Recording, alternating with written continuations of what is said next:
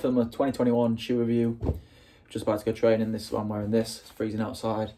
It's been probably, what, 4 or 5 months since we last filmed like a shoe rotation video. I'm not sponsored by anyone, so this is an unbiased review. It actually doesn't feature any Hokas because they're currently outside. So just going to go through mileage, training, racing, keep it nice and simple, keep it nice and short. Just an informative video and show you what I'm wearing at the minute. First shoe, Vomero 15. It's got the Zoom X in the heel. Really nice. Great stack height for me. Plenty of cushion here. Feels really nice and supportive. Does slap hard a bit, but no problem. 15 miles, 10 miles, 8 miles. Do all my mileage in this at the minute. Good grip as well, actually. Really surprising from Nike because normally the grip's a bit here or there. This grip, amazing. One downside, the laces don't seem to really want to tie very well. I have to tie them quite tight, but the lock feels tight up here and a bit loose around here. It's probably just how I tie my laces because I don't have the runners knot in. I just have a normal knot. So that's probably why the lockdown's a bit different. So I'll probably have to change that. All in all, I'd give these shoes probably an 8.5 out of 10. Not the nicest looking shoe, but it does look better than it does on pictures. So yeah, really like this shoe. Next mileage shoe is this, Pegasus 37. Had this for about half a month now, and it's great. Haven't tried a Pegasus since the 34 because it gave me Achilles issues. I'm not getting anything with this. Feels great, nice and light, very versatile. Could probably go from tempo all the way up to mileage in it. I use it for my steady runs and when I'm doing like strides and hill reps. No complaints. Obviously Pegasus 37, a very staple shoe from Nike, and I can see why. An amazing shoe. Obviously got the AirPods where you can really feel here. Obviously inside you can't see them. Nice stack, feels amazing, really comfortable shoe. I've got no complaints about this shoe really. I'll probably give this an 8.5 out of 10 as well. Shoe, like I've mentioned, which are outside. Also the Clifton 6 and the Clifton 7 by Hoka. Currently running in them. Both of them are soaking wet. Didn't make the video, so you can see one here and then probably see one here. If I don't know if I'm actually going to include them, I will try. Hoka 6 and 7, really great shoes. Nice weight, nice stack, nice support. I'll probably give them a 9 or an 8.5 as well. I'm very consistent with my ratings here. Well, I say I was consistent with my ratings until I rate this shoe. The Saucony Endorphin Speed, or Saucony Endorphin Speed, whichever you want to call it. I use this for my tempo runs and maybe threshold, depending on what day. I also use these for hills, like a hill session. Let's say it's like a 10 by 200 with jog down recovery. This is my go-to shoe. As you can see, very muddy. The winter miles aren't treating it very well. Really light for what it looks like. Really responsive. It's got a plate in, but it's not carbon, so it's still aggressive, but it's nice enough that it doesn't hurt your calves, because aggressive shoes tend to hurt your calves when they've got that carbon plate. The only disadvantage about this shoe is this right here, which is just, I feel like it's a bit unnecessary. Normally the back of the shoe can help support your Achilles fine, and it just adds weight. Other than that, it's perfect. Really comfy. Definitely my shoe of 2020, so I'm going to give this a 9.5 out of 10. If anyone asks me what shoe could I do everything in, it would either be these or the Pegasus 37s for more of like a slower runner, and these are probably my go-to. If you could only buy one shoe, buy these, even though they are very expensive for what they are. £160, which is what, $200, something like that. My second training shoe, Nike Tempo Next Percent. A lot of mixed reviews on this. I personally love it.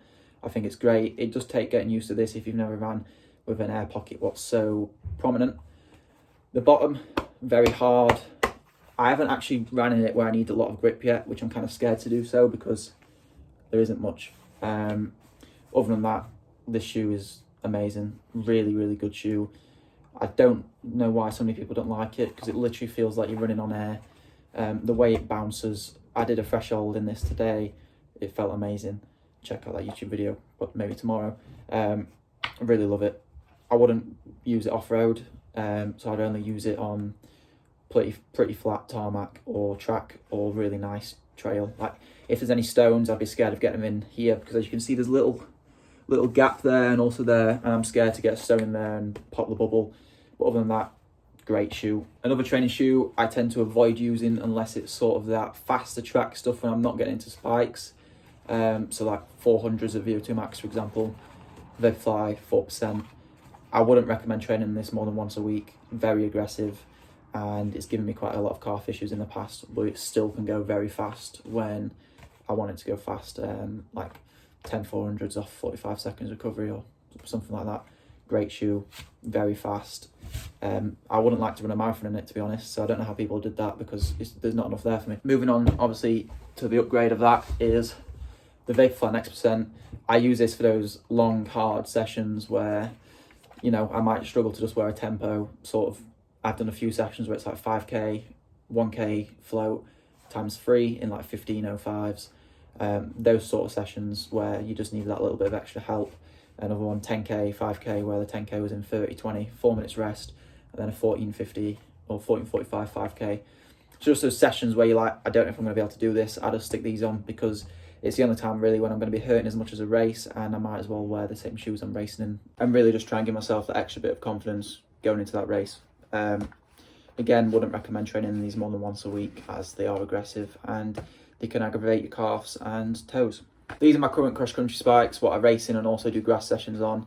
They are the Nike Victory XC. I actually got a carbon plate in, very aggressive spike. I don't know if I like them. They're great to race in, but to train in I feel like they're a bit aggressive. Obviously I had these studs in as well rather than the standard spikes. I do love them, but I don't know, I couldn't consistently wear these week on week. I would probably get injured. So yeah, but very fast cross country spike if that's what you're after.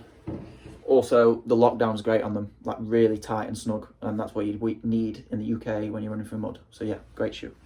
The only time I ever wear these for training is if it's like really fast, like track race simulation sessions. So like I did a session before my 3k in September where I did 2 600s, 2 400s, 4 200s, running like close enough to full out pace or a bit less.